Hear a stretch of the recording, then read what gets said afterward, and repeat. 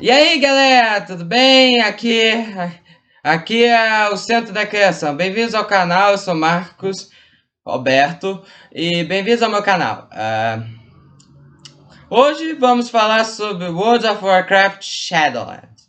A Blizzard acabou de anunciar a data e o horário de lançamento aqui no Brasil. Vai ser no dia 23 de outubro, às 8 da noite, horário de Brasília.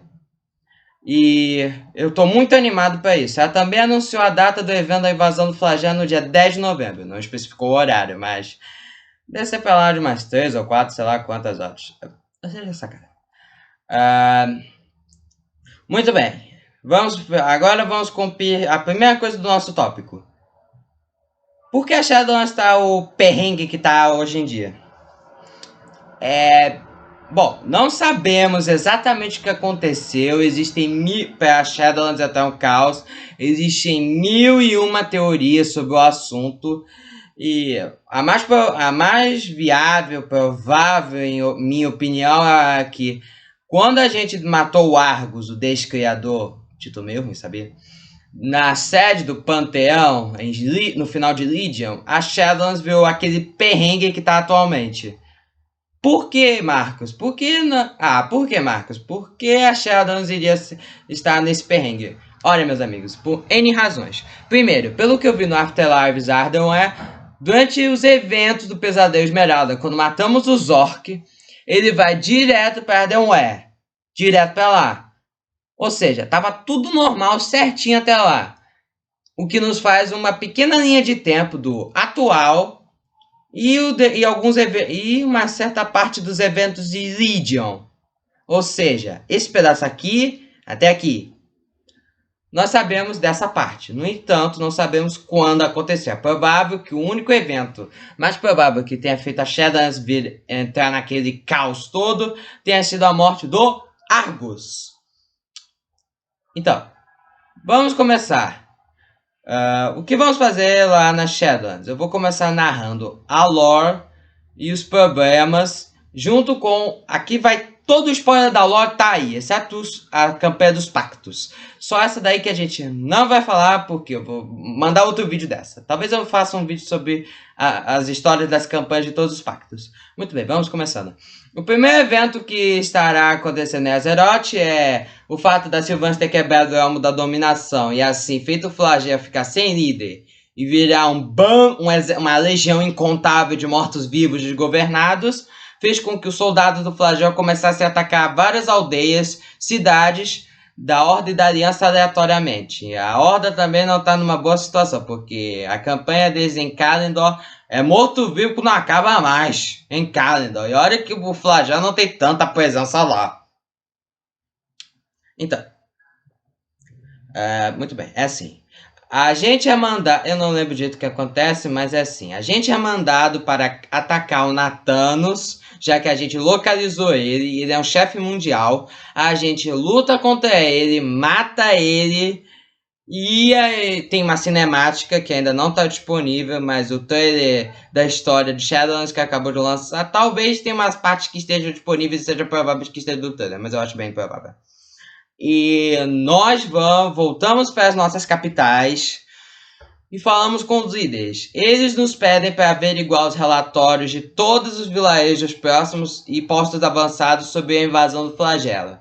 Você vai em diversos vilarejos, pega informações, aí eles te mandam para você ir para o lugar onde a infestação de mortos-vivos está incontrolável.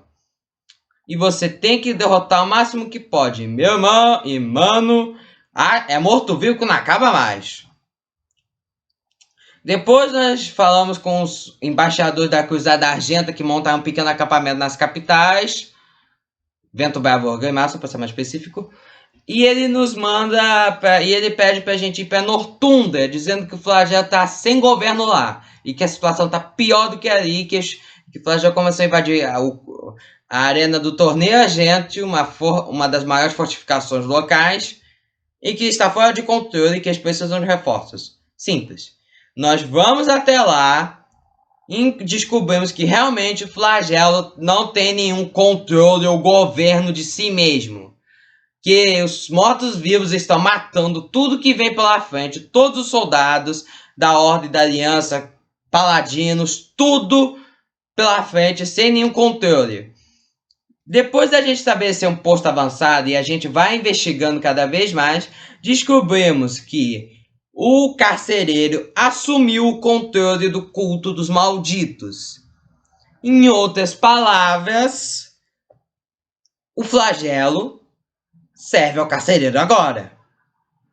Depois de muita treta danada, a gente é chamado de volta para as capitais para resolver o assunto. E nós somos chamados para uma missão para irmos atrás dos líderes da Aliança e da Ordem que foram pegos pelos servos do carcereiro e levados para a Gorja. Bolvar usa o que sobrou do resto do Elmo da Dominação para abrir um portal para a Gorja, e nós, os jogadores, junto a alguns líderes, chegamos lá. E como é de se imaginar, como a força expedicionária, a força expedicionária foi massacrada. Por inúmeras razões. Nós exploramos a Gorja junto aos Cavaleiros da Morte. Exploramos atrás dos líderes, com a Tirande meio que se empolgando em querer se vingar e se perdendo do lugar. Nossa, eu não sei de quem eu tenho mais medo, da Tirande ou do Carcereiro? Acho que da Tirande. E a gente meio que encontra os líderes e durante a nossa querida odisseia no inferno, nós encontramos o carcereiro e 2 servos dele, a Sylvanas e a Elia. Sim, a Elia tá viva, ela não morreu, ela é como tentar matar um gato, ela tem 8 vidas. Trocadilho horrível. Nós encontramos. Aí a gente vasculha a Gorja atrás de um jeito de cair fora daquele pesadelo vivo. A gente acha uma relíquia que, segundo o carcereiro, é uma relíquia dos primeiros e que ela não se ativava a eras. Em outras palavras, essa relíquia pertencia aos primeiros. Quem são os primeiros, Marcos? Simples, pelo que eu li no livro de arte conceitual e baseado nos relatos e referências que os cidadãos de Oribus fazem a esses caras, foram eles que moldaram todo o cosmos durante sua origem. Eles criaram Oribus e as zonas dos Shadowlands. Ou seja, o poder deles é muito maior do que o dos Titãs. E nós descobrimos cada vez mais sobre eles ao longo do tempo. Eu também li isso no livro de arte conceitual do WoW. Eu não sei como pega, mas é melhor você pegar. Ele vai te explicar algumas coisas e você vai ter uma boa leitura sobre as armaduras. Depois, nós, os jogadores, milagrosamente escapamos e chegamos a Oribus. A gente conversa com os caras de Oribus, os cidadãos locais, explica pra eles a situação. Aí eles relatam que a árbitra tá em coma há um tempão, só Deus sabe quando, e que todas as almas estão indo pra Gorja. E não só do universo de WoW, da linha do tempo principal, e sim de todas as outras linhas do tempo. Por que, Marcos? Simples. O Rivendell nos mostrou uma coisa. O Garrosh foi para Rivendell. Ou seja, ele morreu em Draenor, da linha do tempo alternativo, e foi pra lá. O que significa que a Shadowlands é multi-universal. Todas as almas que morrem no multiverso vão pra lá. Essa é uma teoria que eu acredito e que eu formulei pelo que eu pude perceber. Muita gente já deve ter formulado, mas vamos direto ao assunto.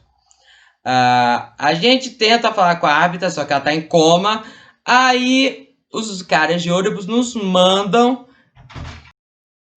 Como eu ia dizendo antes de ter sido rudemente interrompido, os caras de Oribus nos mandam para Bastião. Nós chegamos lá e estamos recebidos por um dos personagens que vão ser importantes no Pacto dos Kyrians, a Cleia. A Cleia nos conduz para lá, nos informa de alguns acontecimentos enquanto ajudamos ela e alguns Kyrians. Pouco a pouco nós vamos descobrir sobre a situação de Bastião, que alguns dos aprendizes que querem ascender meio que quando decaíram, meio que traíram Bastião, se juntando a Devos, a Paragão da Lealdade. E nós descobrimos que Bastião é governado por um conselho sob o comando abaixo da Arconde. Os Paragãos tem Devos e os outros Paragões cujo nome eu não estou lembrado, mas uma é Paragão da Coragem. O interessante é que grande parte das Paragãos são mulheres. Tudo bem. Nós ajudamos Cleia a ascender.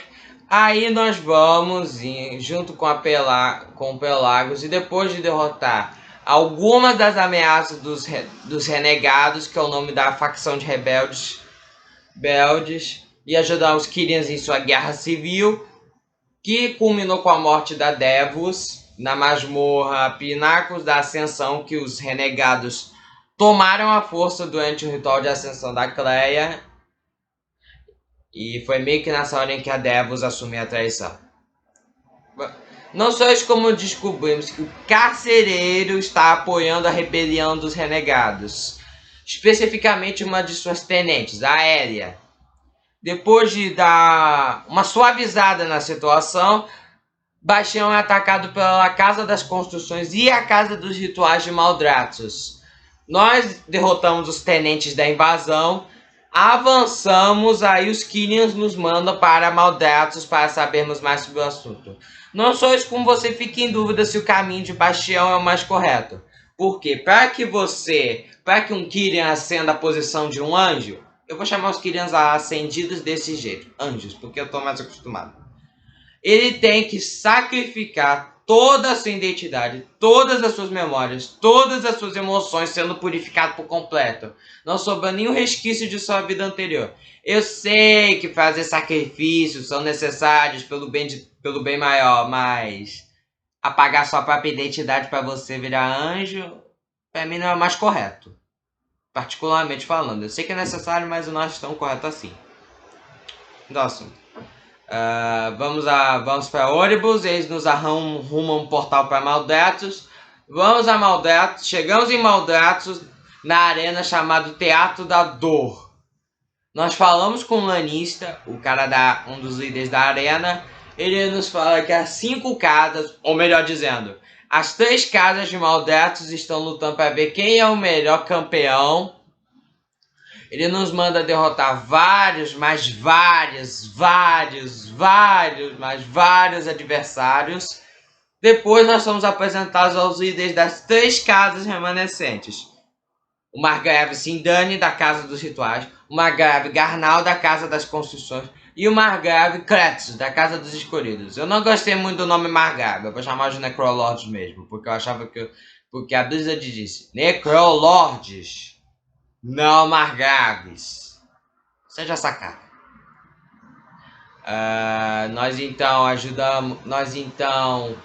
Os Margraves já perdem a paciência e tentam matar o Kretsos e seus aliados junto com a gente. E uma membro da Casa dos Escolhidos nos salva. Especificamente, vou te dar uma pista da mãe do Trau. Quem é? Ela apareceu no Lord of Draenor. Dole 1, Dole 2, Dole 3, a Draca. A Draca nos salva, é o que parece ela uma baronesa da Casa dos Escolhidos. Para entender melhor como ela entra na Casa dos Escolhidos, vejam o Afterlives Maldraxxus. É um ótimo vídeo. E nós então fugimos, só que um dragão morto-vivo nos abate. Sim, tem dragões mortos-vivos na Shadowlands. Eu não sei como tem, mas tem dragões mortos-vivos na Shadowlands. Aí a gente cai em uma trincheira de guerra, ao que parece, umas ruínas de um campo de batalha. E a Draca nos pede para pegar algumas pistas. E nós descobrimos que Maldraxxus passou por um número incontável de batalhas contra as outras regiões do mundo, contra as outras 5 forças primordiais: vida, luz, trevas, ordem e caos. Isso explica algumas coisas. Não só isso, como eles travaram lutas contra os próprios Senhores das Trevas, ou Senhores do Caos. Eu prefiro os Senhores das Trevas, só melhor. E nós enfrentamos N criaturas até chegarmos à Casa dos Escolhidos, ideais pelo Barão... Droga, eu sempre sou bom eu sempre sou bom em decorar o nome do WoW, esqueci. Barão... Varax, eu acho que é o nome dele. Me corrija nos comentários. Ele nos informa para a gente fazer isso daqui, umas coisas ali, outras coisas aqui, review que e encontrar aliados sobreviventes das outras casas que caíram. Nós não só isso, como nós descobrimos que Primus, o líder de maldades, o Primus ou Prócer, na tradução portuguesa eu vou reclamar com a Blizzard por traduzir Primus para Prócer, porque Primus é um nome muito maneiro e Prócer é um nome muito horrível. Tudo bem. Segundo ele, o líder de Maldraxxus, o Primus, eu vou chamar de Primus, porque é um nome 1000 vezes melhor do que Prócer, desapareceu sem deixar rastros. Nós descobrimos também que o cara era o Albert Einstein das estratégias militares. Não só isso, como pelo que eu li, ele também tinha uma doida, fez um pacto para conseguir rever a mesma batalha milhares de vezes no tempo, aprendendo o que poderia ter sido feito para ganhar, o que fez ele ficar ainda mais inteligente nos ações de estratégia militar. Ele guardou todo esse conhecimento na Casa dos Escolhidos, numa biblioteca chamada Sepulcro do Conhecimento. E tá cheio de armas de destruição em massa lá, armas místicas, armas de destruição em massa, armaduras, estratégias de batalha imbatíveis. Mano, e pra lá, você já se alguém conseguir todo o conhecimento de lá, vai ver o maior general da história da criação. Tá. Nós encontramos a lâmina do Primus que nos informa sobre vários acontecimentos. Precisamos recolher fragmentos em todas as casas. Por isso que o Margrave Kraxus, o Necrolord Kraxus, nos manda para as outras casas encontrar sobreviventes e pistas sobre a mensagem do Primus. Pouco a pouco recolhemos as pistas, a lâmina nos dá mais mensagens. Nós encontramos outros personagens importantes no WoW. A Lady Vashj, que é a membro da Casa dos Órios, que é uma facção de espiões que havia caído durante a Guerra Civil, quando a Guerra Civil Maldraxxiana iniciou-se, e que esqueci de comentar que quando o Primus desapareceu, Maldraxxus entrou no meio de uma guerra civil e por causa disso, das 5 casas, apenas 3 estão intactas. As que caíram foram a Casa dos Órios, que é uma facção de espiões, a Casa das Pragas, que é responsável pelas pragas de destruição em massa. Sinceramente não sei se foi. Sinceramente, às vezes eu me pergunto se foi uma boa ideia a Casa das Pragas ter sido destruída. Porque cá entre nós, hein? Eu não iria querer uma facção que faz... Vocês sabem, armas químicas de destruição em massa. Eu não iria querer isso nunca mesmo. Eu não sei se feliz por eles terem caído ou triste por eles terem caído. Deixa essa cara. Nós descobrimos, fomos até as ruínas da Casa das Pragas, encontramos um sobrevivente e nos ajuda em nossa campanha. Nós nos infiltramos na Casa dos Rituais e na Casa das Construções para danificar suas operações. Nós reunimos todos os nossos aliados para tomar a sede do Primus, uma enorme fortaleza localizada no centro de Maldraxxus, localizada no sul de Maldraxxus, eu não sei se é no sul ou no norte. E nós nos reagrupamos lá, mas antes, um dos membros da casa nos manda recrutar um aliado. Desculpa. Mas o Teco falha, somos emboscados, o Kraxus é morto, então para conseguirmos reforços, um dos membros da casa nos pede para ir à Gorja resgatar um dos líderes das casas. Vou dar uma pista. Ele foi o primeiro paladino que punhou a crematória. Seu nome também se chamava O Crematório. Nome maneiro, inclusive. Quem é? Alexandros Mograine. A gente foi lá resgatar ele. Ele dá um encontro com o filho dele, o Dario, em Oribus, mas o assunto seria bom, mas eles não tinham tempo para isso. Ele nos informa que o Barão Vrats traiu a casa dos escolhidos. Foi ele quem jogou ele lá na Gorja. Em outras palavras, obviamente os jogadores ficam pé da vida obviamente os jogadores ficam pé da vida com isso e vão atrás do safado do Vrats e dá muita pancada na cabeça dele. Aí a gente é mandado para derrotar o Vrats, ele se aliou a Gorge, o carcereiro, e nós temos que derrotá-lo. Não só isso, como também não foi o único que traiu a Casa dos Escolhidos, segundo ele. Nós conseguimos dar uma amenizada na Guerra Civil Maldaciana. Porém, essa amenizada não é muito boa, mas já é uma amenizada. A mensagem do Primus é concluída, eu não me lembro muito bem de toda a mensagem, mas só das partes importantes. Campeão, caso esteja ouvindo isso, significa que eu desapareci. Ou seja, o pior ainda está por vir. Vou resumir a história. Há muito tempo, os Eternos são os líderes do mundo dos mortos, da Shadowlands, só para vocês saberem. Havia aprisionado nosso irmão Zoval na Gorja, pois ele tinha nos traído. Como castigo, nós o aprisionamos na Gorja para servir para sempre como seu prisioneiro e carcereiro. No entanto, recentemente eu descobri que Zoval conseguiu se libertar. Seus aliados estão se reunindo nas sombras para causar o caos. Eu posso estar errado em algumas partes. Zoval transformou suas correntes em arma. Temos que, caso esteja ouvindo as mensagens, significa que eu desapareci. Avisa todos os nossos aliados, a Rainha do Inverno, Lord Denatrius, Arconde, todos para preparar nossas defesas. Não deixe o Zoval chegar no sepulcro. A árbitra é a chave. Proteja a todo custo ou tudo estará perdido. O Primus, obviamente, estava se referindo ao sepulcro do conhecimento, onde está todas as estratégias de batalha dele.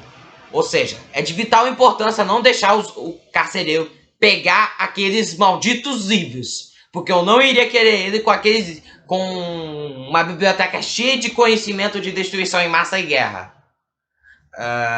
A parte da mensagem da árbitra ser a chave significa que se o carcereiro matar a árbitra, estamos condenados. Eu duvido muito que a árbitra consiga lidar num cara a cara com o carcereiro com ela em coma. Então, o objetivo é manter a árbitra protegida a todo custo. Caso contrário, nós não sabemos. Mas nós encontramos outras coisas. O único problema é esse. O carcereiro estava livre das correntes na Gorja. Mas por que ele não saiu de lá e foi direto para Olympus? Por quê?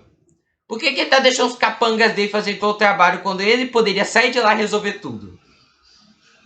Não sabemos.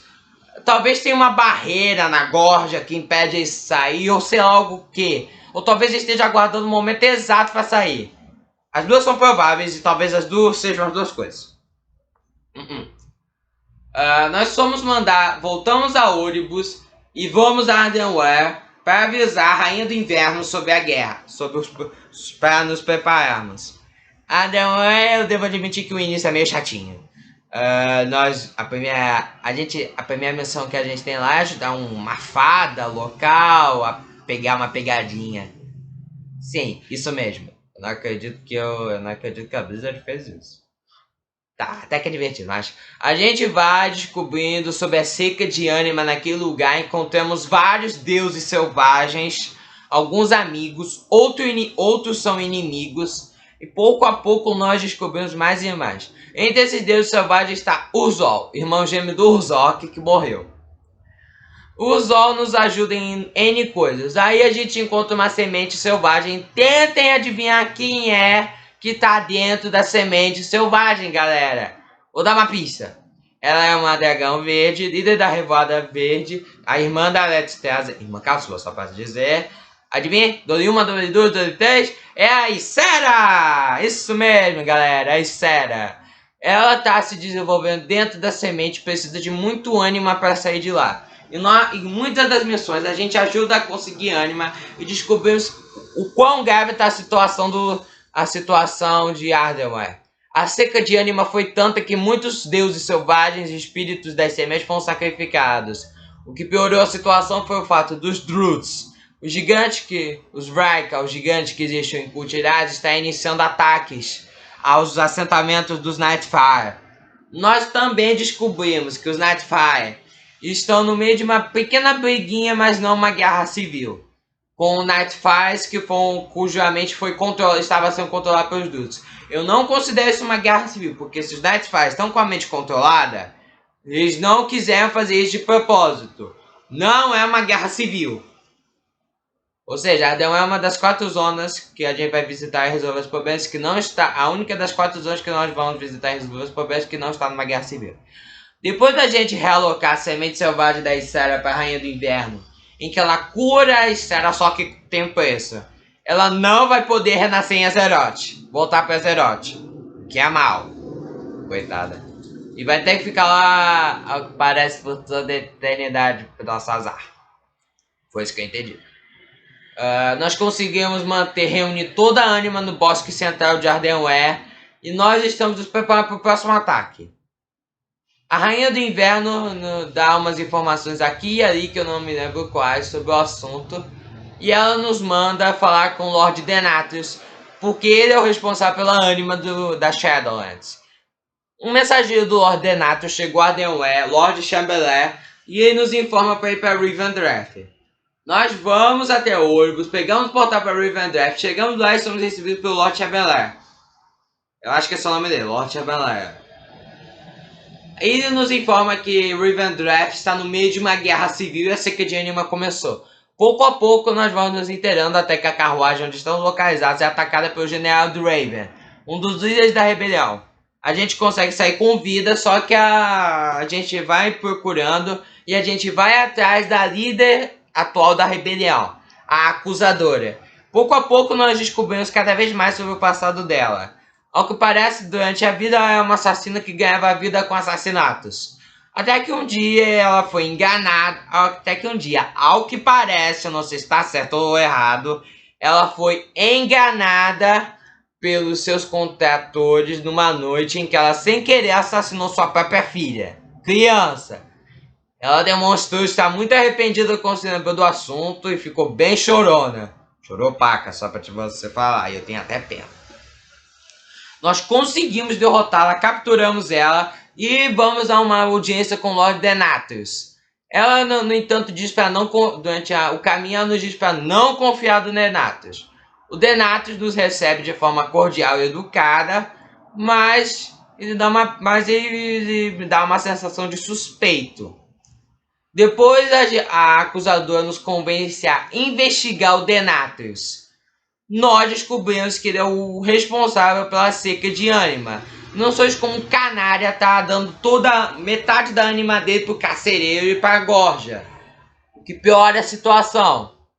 Depois de uma pequena batalha em que a gente lida com uma das servas do Denatus, a gente foge, vai para o vilarejo onde o exército da rebelião está localizado, e ele nos pede para resgatar o filho do Lord Denatus e líder da rebelião, o príncipe Renatal. E alguns líderes que estão em uma área que... eu esqueci o nome dela. Alguma coisa âmbar. Uma seção em ruínas de Rivendreth. Ao que parece é o local onde o laboratório do Denatus ficava. E os experimentos foram tão hediondos que os próprios Narus foram até lá resolver o assunto. E os relatos informam que é uma legião incontável de Narus que destruiu tudo, até que uma Naru foi capturada e mandada para fazer experimentos cruéis. Nós libertamos alguns. Os Ventis não gostam de luz solar e luz sagrada, igual a vampiro. Eles queimam lá. A gente é mandado para resgatar o Duque Louco. Eu esqueci mal o nome dele também. Eu sou tão bom em lembrar de nome que eu tô esquecendo o nome de personagem. Que droga. A gente vai até lá, salva ele e vamos para Gorja libertar o Renatal. Para Thanator, especificamente. Depois da gente libertar o Renatal, a gente trama com ele numa armadilha, estabelece uma base, eu não sei se isso foi depois, a gente estabelece uma base naquela região e trama com ele para assassinar o Denatus. E tem aquele evento do Castelo Nanto em que lutamos contra o Denatus e os tenentes dele e contra um dos prisioneiros dele, o Kael'thas. A gente liberta o Kael'thas e a rebelião fica cuidando dele. Depois de algumas batalhas, lutas, e a gente derrota o Denatus, só que ele dá toda a ânima dele para a Gorja, deixando o carcereiro ainda mais poderoso, o que é muito ruim. Aí, meus amigos, é nessa parte em que a gente volta para Ouribus e o Bolva e os habitantes de Ouribus nos fazem ter que escolher qual dos 4 pactos a gente vai se alinhar. Eu vou fazer um vídeo falando sobre a campanha de cada um desses pactos, bom? Isso é tudo por hoje, pessoal. Isso é tudo por hoje, pessoal. Eu espero que tenham gostado do vídeo. E foi muito difícil de fazer. E desculpa por ter ficado com outro cenário. É que o outro vídeo deu ruim e eu tive que ir para outra. E eu tô na casa do meu pai. Só isso. Por hoje é só, pessoal. Deixe seu like e se inscreva no canal.